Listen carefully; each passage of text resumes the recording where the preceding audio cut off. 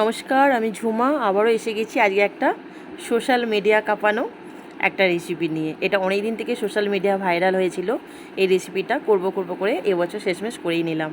Mango ice cream, গোটা গোটা আমের আইসক্রিম বানাবো। তো চলো কীভাবে বানাচ্ছি দেখা যাক। প্রথমে 1 বাটি মতো মাখানা নিয়েছি, যেটা শুকনো খোলা একটু ড্রাই রোস্ট করে নিয়েছি। কিছুক্ষণ নাড়াচাড়া করে নেওয়ার পর 1 কাপ মতো আমন্ড বাদাম দিয়েছি। এদিকে কতগুলো খেজুর নিয়েছি, 8টা-10টা, যেটা দানা ছাড়িয়ে রেখেছি। সাথে নিয়েছি 4-5টা মতো এলাচ আর কিছুটা স্যাফরন। তাতে দিয়ে দিলাম 1/2 কাপ মতো কাজু। এবার সব কটা একসাথে, মানে বাদাম, আমন্ড, কাজু, খেজুর সব যা যা দেখালাম সব এবার গরম ফুটন্ত দুধে দিয়ে বেশ কিছুক্ষণ ভিজিয়ে রেখে দেবো।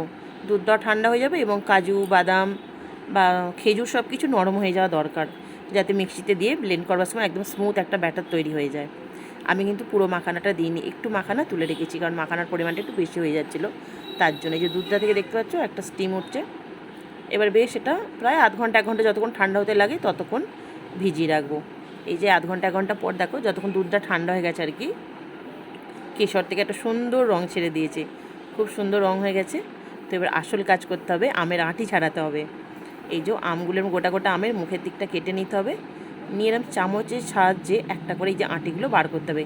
দেখতে যতটা ইজি মনে হচ্ছে ততটা ইজি নয়, আঁটিটা বার করতে বেশ কষ্ট হয়েছে, বেগ পেতে হয়েছে আমাকে। তো আমি 4টে আমের এইভাবে আঁটিগুলো বার করে নিয়েছি, সব কটা আমেরই। আর আঁটি বার করতে গিয়ে আমের অনেকটা অংশ দেখছি আমের পাল্পও বেরিয়ে এসেছে। তো এটা কিন্তু কোনো রকমভাবে নষ্ট করব না। ওই কাজু বাদাম যে ভিজিয়ে রেখেছি আর কি, সব ড্রাই ফ্রুটসগুলো তার সাথে বেটে নেব।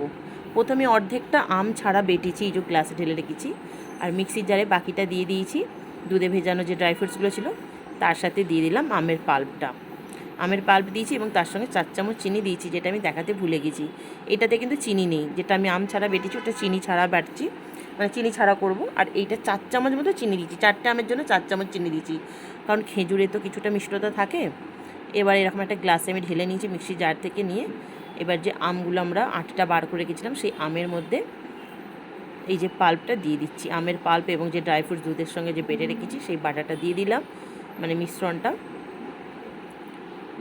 দিয়ে এবার আমের ওপর দিকে যে মুখটা থাকে সেইটা এইভাবে চাপা দিয়ে দিচ্ছি। কোনো কারণে যদি মুখটা নষ্ট হয়ে যায় তো একটা ফয়েল পেপার দিয়ে চাপা দিলেও হয়ে যাবে।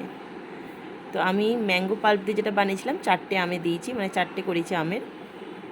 আর যেটা আমি আম ছাড়া বানিয়েছি সেইগুলো আমি আমার ঘরে আইসক্রিম বানাবার মোল্ড আছে, মানে প্রত্যেক বছর আমি এগুলো দিয়ে বানিয়ে থাকি।